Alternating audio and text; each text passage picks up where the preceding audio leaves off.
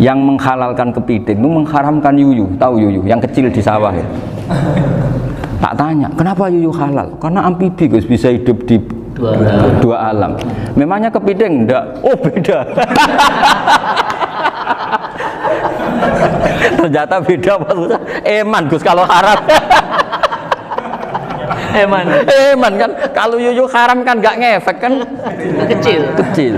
Ini mufti kok. Oh udah kadang halal, udah kadang makan selama ini. Iya selama ini udah kadang makan itu. Makanya banyak kiai yang mengharamkan kepiting sebetulnya, tapi minoritas kan. Minoritas. Tapi yang mengharamkan yuyu mayoritas, wong kecil aja. Jadi kita ribet ikut siapa? Gitu. Kata siapa ahli fikih gak mikir untung rugi. Makanya saya ini bingung, jadi saya ini kan kiai ya, kiai betul, susah kadang jadi kiai. Sebagian guru saya itu mengharamkan kepiting.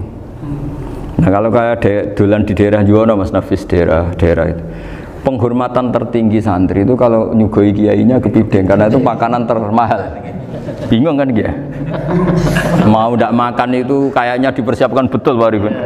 Udah ada effort ya. Warna nyari yang mahal kan, mau makan itu sebagian guru kita mengharamkan.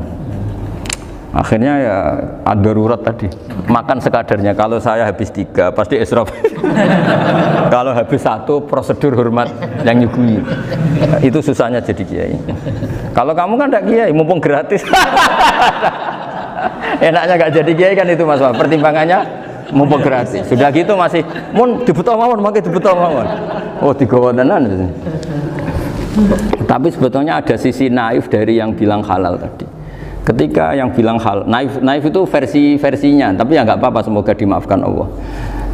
Naifnya tadi, tapi saya tidak tapi itu masalah khilafiyah ya. Semoga yang mengatakan halal juga benar, karena punya perhitungan iman tadi. Tapi yang bilang halal itu tak tanya, yuyu itu halal apa haram? Lucunya jawab haram semua. Yuyu bahasa Indonesia nggak ada kayaknya. Nggak tahu juga saya apa. Yang penting paham tapi yuyu yang kecil itu. Itu kalau diharamkan nggak ada yang protes ya? Nggak ada. Tapi kalau kepiting? Ini pakai model apa? Coba Pak Wafa. Kalau alasannya amfibi, yuyu sama kepiting sama enggak? Kalau alasannya amfibi, hidup di 2 alam. Sama-sama. Kenapa kepiting jadi halal? Besar, lebih bernilai. Ini juga mufti model baru. Mungkin muftinya menghalalkan gitu. Iya makanya itu. Kan jadi kayak tadi ayam jago tadi orangnya tak tanya akhirnya. Andekan yang kecelakaan tuh ayam kecil.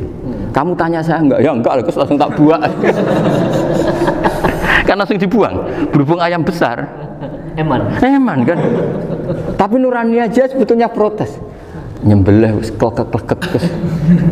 Kadang kan wis apa kejet-kejet itu sudah tunggu SOP cara Pak.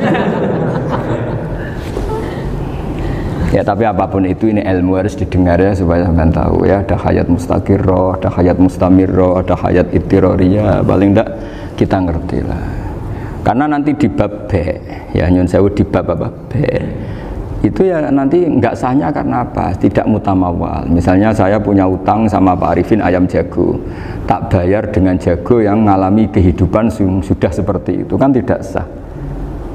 Meskipun itu hidup tapi sudah tidak hayat yang mustamirrah, tidak normal. Jadi ilmu itu apapun tidak cocok kita karena beda mazhab misalnya, tetap sebagai apa? Ilmu. Jadi jangan pernah anti ilmu meskipun kita tidak cocok. Dulu saya itu heran sama Abu Hanifah karena membolehkan merujuk wakaf. Wakaf itu kan nggak boleh ditarik kembali dalam mazhab Syafi'i dan hampir semua ulama bilang gitu. Tapi kalau kata Abu Hanifah, jika nazir yang nerima itu tidak sesuai rencana kita, keinginan kita, itu boleh narik kembali. Fa innal waqfa atiyatun mahdhah, kata beliau. Wakaf itu ya pemberian normal saja. Suatu saat ada peristiwa gini Pak Arifin ya, ada orang kaya raya mewakafkan tanah itu senilai kalau nggak salah itu 60 miliar.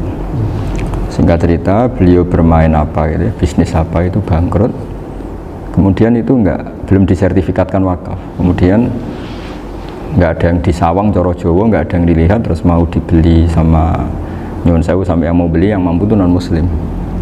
Singkat cerita ada orang kaya muslim yang mau beli itu tapi ada problem karena itu wakaf.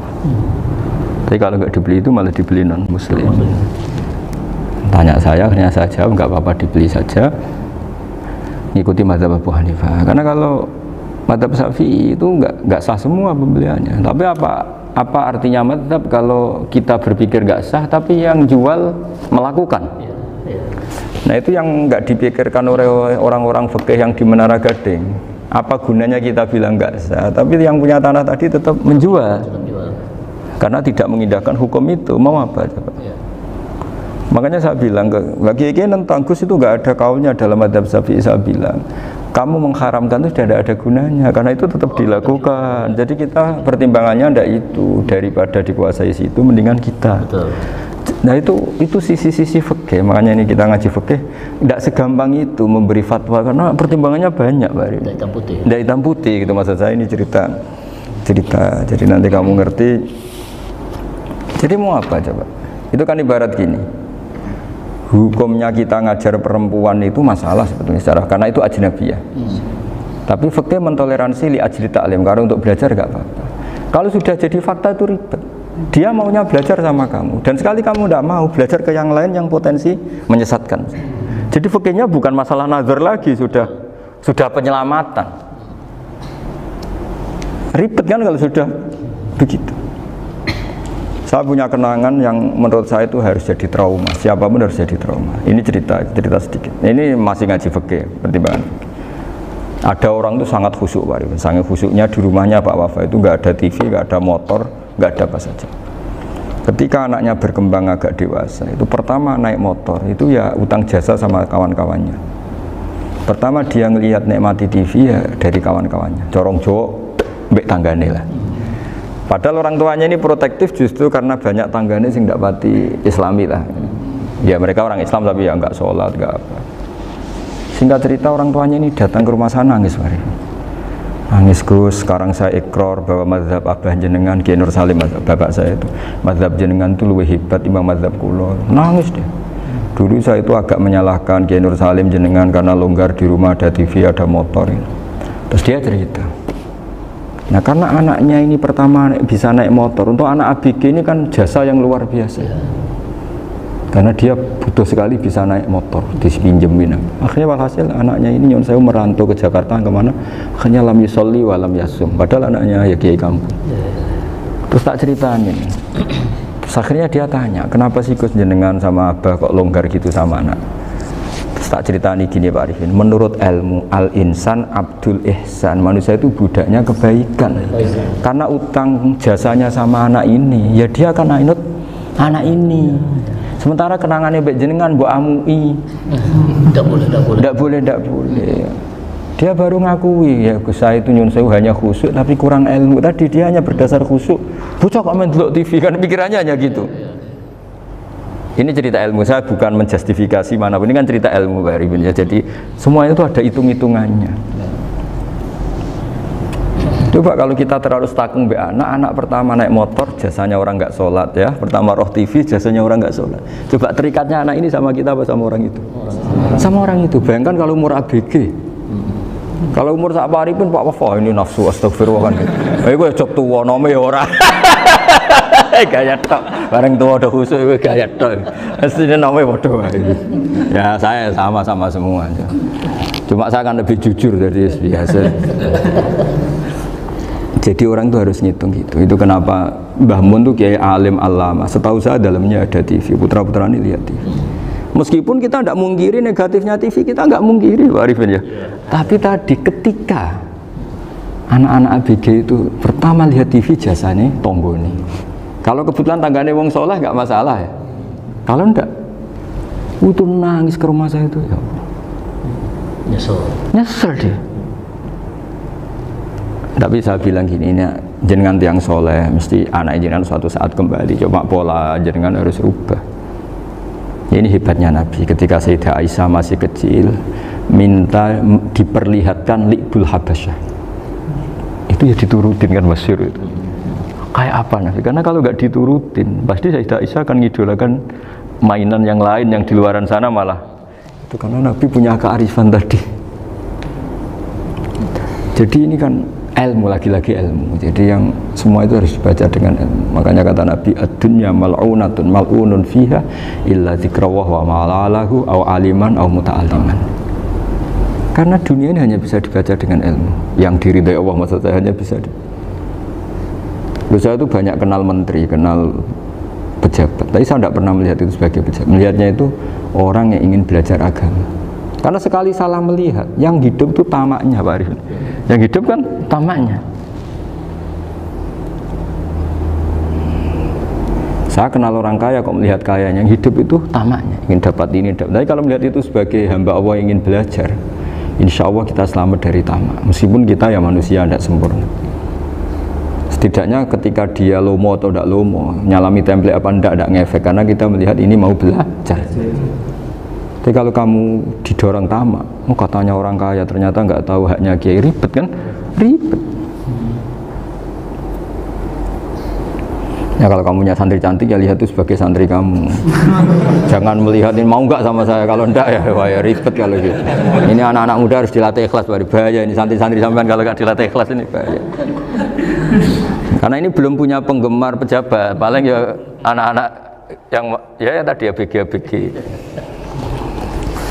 Jadi Sarah kembali lagi, Sarah itu membicarakan itu detail. Jadi ya makanya kenapa orang mati yang lahir langsung meninggal itu nggak wajib disolati. Alasannya fikih ya lucu, karena dikatakan sholat mayit, di mana-mana mayit itu sabakohu hayatun. Di mana-mana namanya mati itu terdahului oleh hidup. Nah ini nggak pernah hidup langsung mati. Jadi fikih itu ya kadang lucu. Ya gitu aja alasannya. Kamu nyolati apa? Mayit. Kenapa kok mayit? Jadi mayit itu namanya mayit. Orang mati. Orang mati. Orang mati artinya pernah hidup. Hidup. Nah itu Sarah. Jadi ketika matan hanya cerita wasiktu alladzi lam yastahila, nggak pernah nangis, kayak lam yusalla alaih. Sarah bilang mergo ora tahu urip. Kalau nggak pernah hidup berarti nggak bisa dikatakan mati. Kayak sampean miskin itu kan nggak bisa dikatakan bangkrut. Ya, ya miskin aja gitu loh.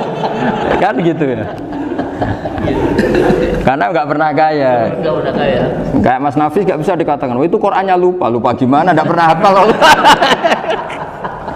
Jadi yang dikatakan lupa itu pernah hafal. Nggak lupa nggak apa, Gus Qurannya lupa, gaya nggak pernah hafal kok bilang apa? Lupa gitu. Nggak boleh Pak Wafa bilang saya ini bangkrut apa? Nggak pernah kaya kok bangkrut kan?